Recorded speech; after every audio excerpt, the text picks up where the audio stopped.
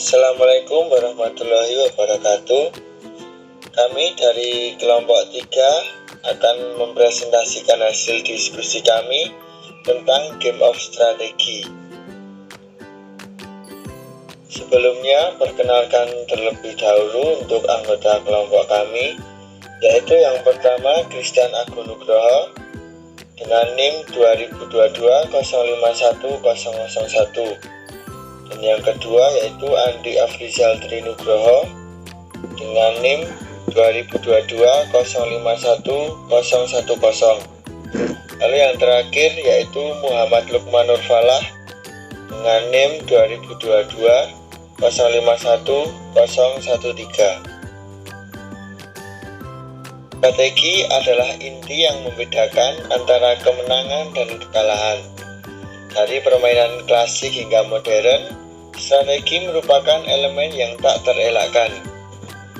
Nah, di balik keseruan sebuah permainan, tersembunyi kalkulasi matematis yang kompleks. Salah satunya yaitu aljabar linear. Nah, dalam kaitannya dengan game of strategi, penerapan aljabar linear memiliki peran yang sangat penting dalam memahami, merancang, dan mengembangkan strategi untuk mencapai kemenangan. Nah, di materi ini, yaitu untuk materi aplikasi game of strategi yang sesuai dengan buku Elementary Linear Algebra oleh Howard Anton and Chris Rores, fokus utamanya yaitu untuk menganalisis bagaimana matriks, vektor, dan sistem persamaan linear menjadi landasan yang kuat dalam merumuskan strategi yang efektif.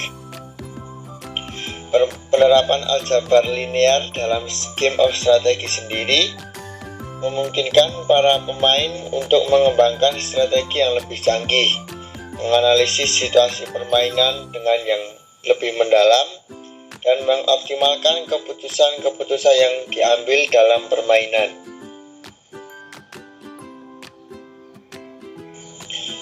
Nah, lalu yang perlu kita ketahui di sini yaitu bahwa aljabar linear bukan hanya sekedar konsep matematis, melainkan fondasi yang kuat dalam membangun strategi di dalam dunia permainan. Dengan kita bisa memahami dan mengaplikasikan konsep ini, maka kita dapat meningkatkan keterampilan strategis dan mendapatkan permainan-permainan yang lebih mendalam dan memuaskan, sehingga kita mungkin bisa memenangkan suatu permainan yang kita tandingkan. Adapun tujuannya yaitu untuk menjelaskan dan menganalisis penerapan konsep aljabar linear yang ditemukan oleh dalam buku Elementary Linear Algebra oleh Howard Anton dan Chris Rores dalam konteks aplikasi pada game of strategi. Adapun manfaat yang dapat kita peroleh dalam melakukan penelitian ini yaitu kita mampu memahami secara lebih mendalam konsep aljabar linear dan cara penerapannya dalam game of strategi.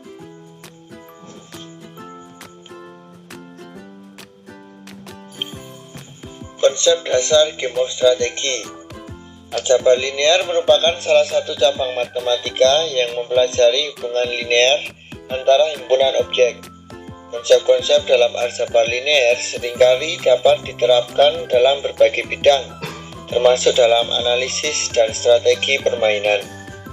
Dalam konteks permainan, aljabar linear digunakan untuk memodelkan dan menganalisis strategi yang digunakan oleh pemain.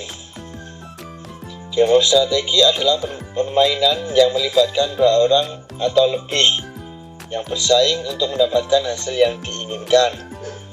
Permainan ini biasanya memiliki aturan yang kompleks dan pemain harus menggunakan strategi yang tepat untuk memenangkan suatu pertandingan. Dan aljabar linear sendiri dapat diterapkan dalam game of strategi dengan memiliki tujuan, yaitu yang pertama untuk memodelkan permainan, di mana aljabar linear digunakan untuk memodelkan permainan, yaitu dengan menggunakan matriks dan vektor, di mana matriks dapat digunakan untuk mewakili hasil dari setiap kemungkinan kombinasi strategi yang dipilih oleh pemain, sedangkan vektor dapat digunakan untuk mewakili strategi yang dipilih oleh pemain. Dan tujuan yang kedua yaitu untuk menganalisis strategi pemain, di mana aljabar linear dapat digunakan untuk menganalisis strategi pemain dengan menggunakan berbagai metode, yaitu salah satunya dengan menggunakan matriks dan vektor, di mana analisis game dapat digunakan untuk menentukan hasil permainan yang diharapkan oleh pemain.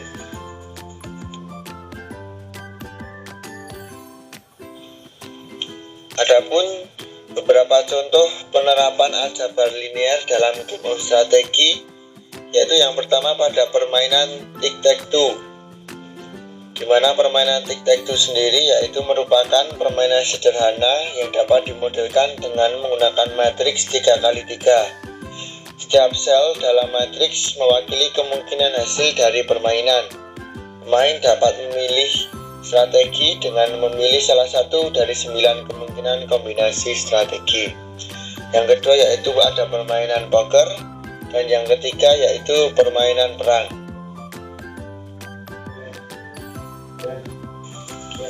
Aplikasi game of strategi sesuai dengan buku Elementary Linear Algebra Howard Anton dan Grace Flores. Untuk memperkenalkan konsep dasar dari permainan, di sini kita akan memperhatikan permainan jenis karnaval, di mana ada 2 orang pemain dan kita dapat memanggilnya yaitu pemain yang pertama sebagai pemain R dan pemain kedua sebagai pemain J, di mana setiap pemain memiliki roda stasioner dengan petunjuk yang dapat digerakkan. Kita dapat memperhatikan pada kedua gambar ini, di mana yang atas yaitu untuk pemain R dan yang ke bawah untuk pemain J. Nah, agar lebih jelas lagi, kita dapat menyebut untuk pemain R yang di atas ini sebagai roda baris dan yang di bawah yaitu pemain J sebagai roda kolom. Nah, kita juga dapat perhatikan di sini yaitu untuk roda baris kita bagi menjadi 3 bagian dan roda kolom dibagi menjadi 4 bagian. Bagian luas yang ditempati oleh berbagai sektor ditunjukkan pada gambar. Nah, untuk roda baris yang atas ini ada 1, 2, 3 dan yang bawah ada 1, 2, 3, 4, dan luasnya pun juga berbeda-beda. Untuk roda yang di atas ada 1/6, 1/3, 1/2, dan yang di bawah ada 1/4, 1/3, 1/6, dan juga 1/4. Untuk memainkan permainan, setiap pemain memutar petunjuk rodanya dan membiarkan berhenti secara acak. Jumlah sektor di mana setiap petunjuk berhenti disebut gerakan pemain itu. Nah, jadi misal pemain R berhenti di sektor 1, berarti dia memperoleh nilai 1/6. Begitu juga seterusnya. Nah, untuk pemain R sendiri, karena di situ ada 3 bagian sehingga dia memiliki 3 kemungkinan gerakan. Nah, untuk pemain J sendiri memiliki 4 kemungkinan gerakan. Nah, kita juga bisa memperhatikan pada tabel untuk pergerakan pemain N dan pergerakan pemain J. Dimana untuk pergerakan, dan di situ juga ada nilai-nilainya yaitu seperti 3 US dollar, 5 US dollar, ataupun ada juga yang bernilai negatif.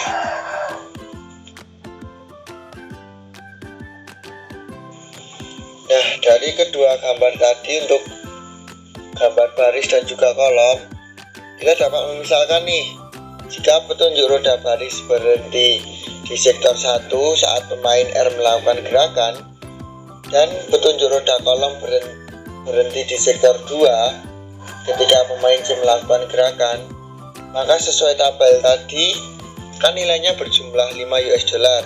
Nah, jadi pemain J harus membayar pemain R sejumlah 5 US dollar. Nah, di dalam tabel tadi kan juga ada yang bernilai negatif nih. Nah, nilai itu menunjukkan bahwa pemain C melakukan pembayaran negatif kepada pemain R. Nah, ketika kita berhenti atau memperoleh nilai negatif, maka pemain R akan melakukan pembayaran kepada pemain C. Nah, jadi dapat kita simpulkan di sini, yaitu jika dalam kolom kita memperoleh hasil yang negatif, maka pemain C yang membayar ke pemain R, dan sebaliknya jika itu bernilai negatif, maka pemain R lah yang membayar kepada pemain C. Dan kita juga dapat memisalkan, jika roda baris menunjukkan 2 dan roda kolom menunjukkan 4, nah disitu kan nilainya negatif 4. Nah, jadi dapat kita simpulkan, maka pemain R akan membayar ke pemain C sejumlah 4 US dollar karena entry yang sesuai dalam tabel adalah negatif. Nah, dengan cara ini entry positif dan tabel adalah keuntungan pemain R, dan jika entry yang negatif adalah keuntungan untuk pemain C.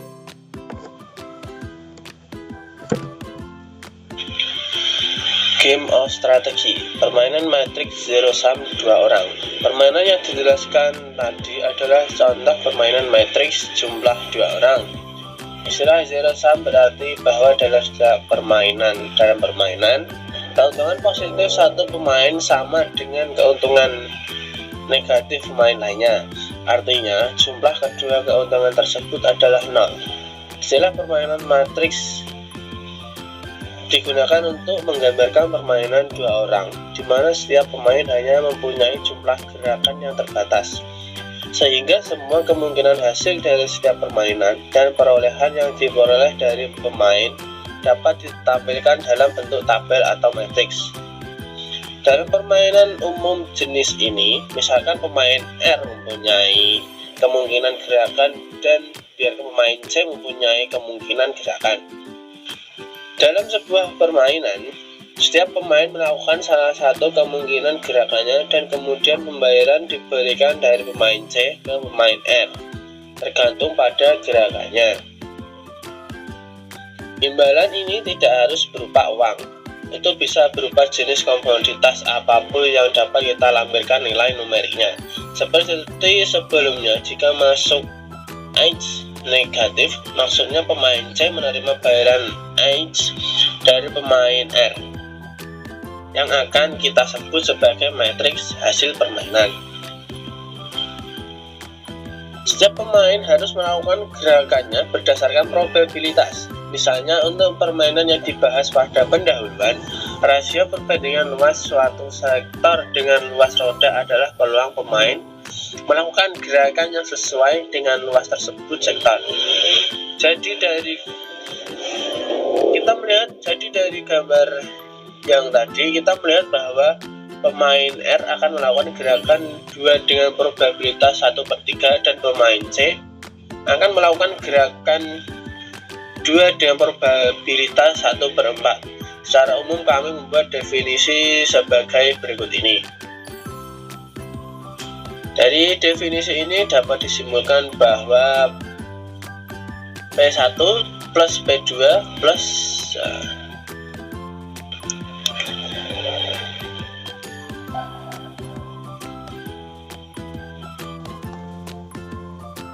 setiap pemain harus melakukan gerakannya berdasarkan probabilitas. Misalnya, untuk permainan yang dibahas pada pendahuluan, rasio perbandingan luas suatu sektor dengan luas roda adalah peluang pemain melakukan gerakan yang sesuai dengan luas tersebut. Jadi dari gambar yang di atas tadi, kita melihat bahwa pemain R akan melakukan gerakan 2 dengan probabilitas 1/3 dan pemain C akan melakukan gerakan dengan probabilitas 1/4.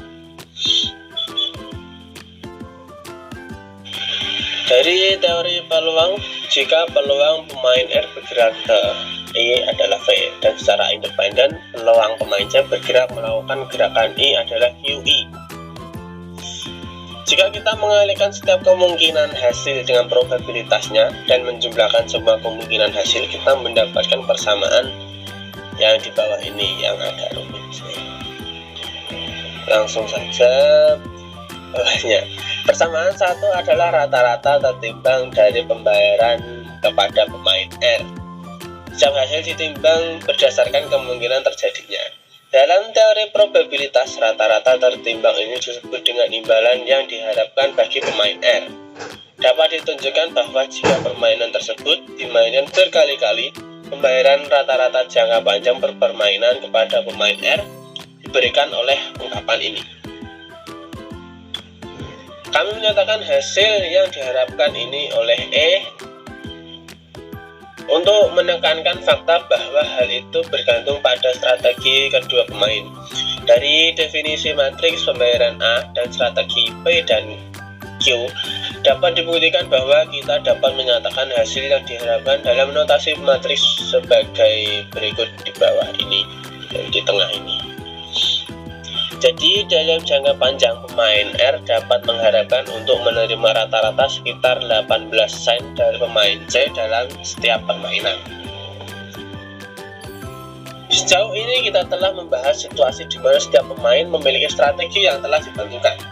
Sekarang kami akan mempertimbangkan lebih lanjut situasi sulit di mana kedua pemain dapat mengubah strategi mereka secara mandiri.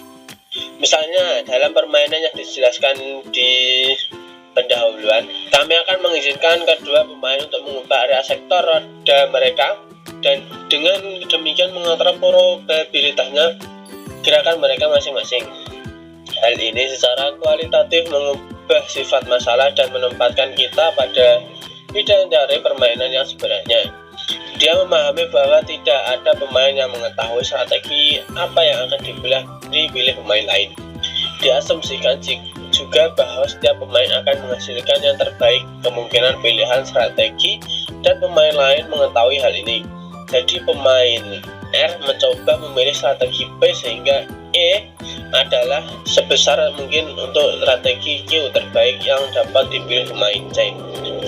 Dan demikian pula pemain C mencoba memilih strategi Q seperti E itu sekecil mungkin untuk strategi P terbaik yang bisa dipilih pemain R. Untuk melihat bahwa pilihan tersebut benar-benar mungkin, kita memerlukan teorema berikut yang disebut teorema dasar permainan jumlah nada orang. Bukti umum yang melibatkan ide-ide teori pemrograman linier akan dihilangkan. Namun nanti kita akan membuktikan dua kasus khusus teorema. Teorema dasar permainan zero sum terdapat strategi P dan P dan Q sedemikian rupa untuk semua strategi P dan Q.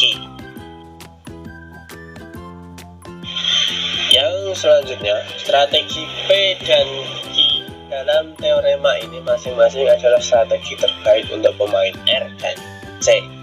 Anda mengetahui mengapa demikian, misalkan V sama dengan E dalam kurung P, Q, kan tidak samaan sebelah kiri persamaan 3, kemudian terbaca E, P, Q lebih dari sama dengan V untuk semua strategi Q.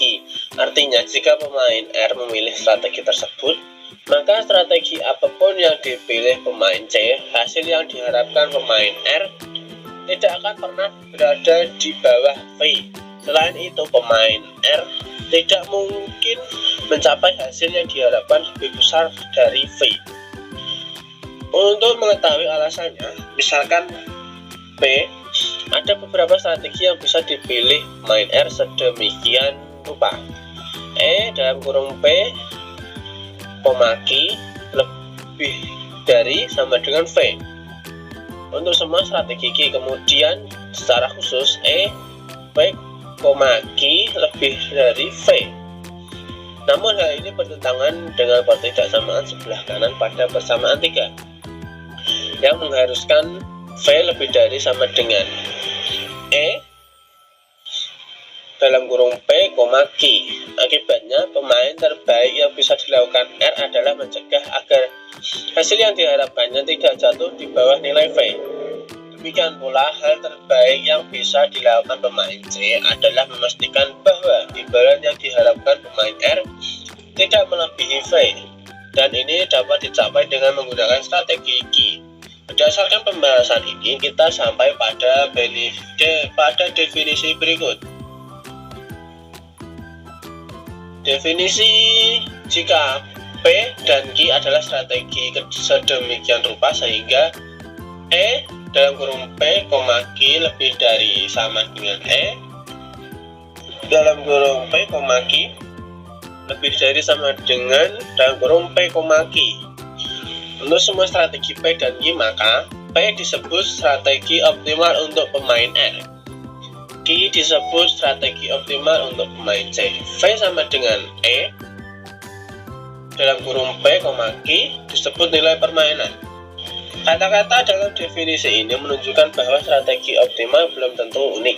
Hal ini memang terjadi, dan pada latihan 2 kami meminta pembaca untuk menunjukkan ini. Namun dapat dibuktikan bahwa dua rangkaian strategi optimal selalu menghasilkan nilai V yang sama dari permainan. Artinya jika P, Q dan P, Q adalah strategi optimal, maka E dalam kurung P, Q sama dengan E dalam kurung P, Q.